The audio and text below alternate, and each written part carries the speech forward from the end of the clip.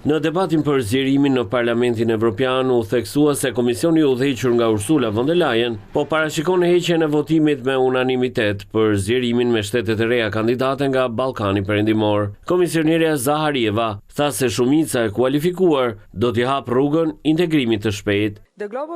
Aktualisht Komisioni Evropian po kryen rishikime të thella të politikave në funksion të zgjerimit të ardhshëm. Ne jemi të përqendruar në sektor si sundimi i ligjit, tregu i vetëm, siguria ushqimore, mbrojtja, klima dhe energjia, migrimi, si dhe kohezioni social dhe territorial në përgjithësi. Komisioni beson se duhet të zgjerojmë përdorimin e votimit me shumicë të kualifikuar, duke u larguar nga unanimiteti.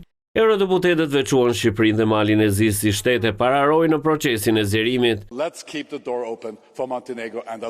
Le të mbajmë derën hapur për Malin e Zi dhe Shqipërinë. Ky rajon ka nevojë për sinjalin e qartë se zgjerimi është i mundur. Mali i Zi dhe Shqipëria po bëjnë një progres të madh me reformat e integrimit. Ato kanë një shans realist për të antarësuar në BE deri në vitin 2028. Të dyja vendet kanë qenë partner të besueshëm për BE-n. Mali i Zi duhet të jetë shteti 28 antar dhe Shqipëria duhet të jetë 29 që të bëhet pjesë e familjes tonë. Vendet e Ballkanit Perëndimor janë viktima të procedurave burokratike të BE-s dhe mosmarrveshjeve me fqinjet e tyre që ngadalsojnë. Nëse i lëm vendet kandidate në duart e atyre që duan të çmontojnë Europën nga jashtë dhe nga brenda, paqja dhe siguria nuk do të mbrohen më nga askush.